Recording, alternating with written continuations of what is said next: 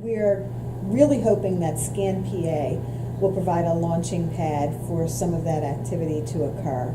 So ScanPA is a program that HSLC is doing in partnership with Penn Highlands Community College. Dr. Barb Zaborowski is our resident expert there. She had an NEH grant to do a Cambria County memory project. And as I got to meet her at a session, saw her do this session, we started putting our heads together. Next thing you know, we were at a district library consultants meeting, and we had kind of mapped out this pilot program. So about 30 DLCs and large library systems are participating, and the goal is to take digitization out of this realm of, we have to pay a vendor a lot of money to digitize our collection so we can put it in the Power Library, and instead say, we're going to take all the digital tools and put them in your hands and let you go ahead and make the outreach and be the library that is seen, as the cultural repository for your local community. So we're hoping partnerships will spring up.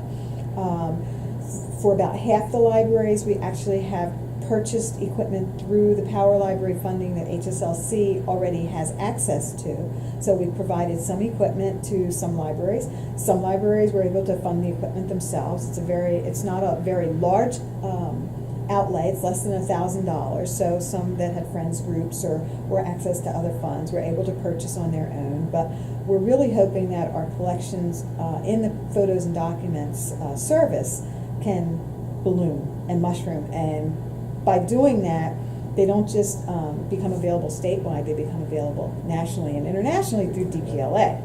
And we're really hoping that communities, township commissioners can say, look at my town, my borough is 7,000 people, but look, we're in the international space because our Boy Scout Club or something just celebrated, its 200th anniversary. So we're really hoping that this is going to take off and expand well beyond this year, and we're excited to see what happens with ScanPA. So we're really pleased that so many libraries and district consultants and library system administrators have expressed interest in doing this, and I can't wait to hear what they all come up with, because the program can be unique. Every community is unique, and so what one community does with ScanPA might be completely different. We do also hope that it will open up the libraries to doing scan days for their public. So, we're always talking about ways to reach the people that don't use the library for anything. And if they hear about something like this, they might very well say, hey, I could take all those, grandma's photos into the library and they'll help me scan them, and she become a celebrity. I think we've spent a lot of the time since I've been here trying to communicate who HSLC is and who we are not.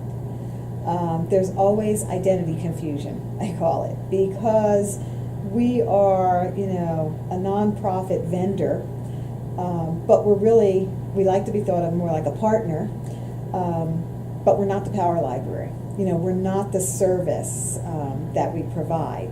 We are the means to make the service available. So, our staffing is basically, one person for every million in PA. So we've got 12 full-time staffers when we're fully staffed, which we're not right now. But we hope to be, 6 months or so, we hope we'll be back to full staffing. But I think that, for the funds that are not, they do not come from Commonwealth libraries, we're looking to expand those. We really do want to find what other niches we can move into. Do libraries need help with websites? Do libraries need help with social media? What other places the company itself can grow? We're moving into a ticketing system right now, but we're really trying very hard to maintain the feel that it's still a direct connect. In other words, people still email us, but what we're doing is we're repackaging those emails and putting them into a ticket. We're not requiring people to open tickets with us to get an answer to a simple question. So I think, overall, My personal philosophy is the technology works for us. It helps us as librarians do our jobs, not the reverse. So any way that we can make technology make someone else's job easier, even if it doesn't, get recognized, is fine. And it's fine, for HSLC to fly under that radar too, as long as we're providing good quality service to people.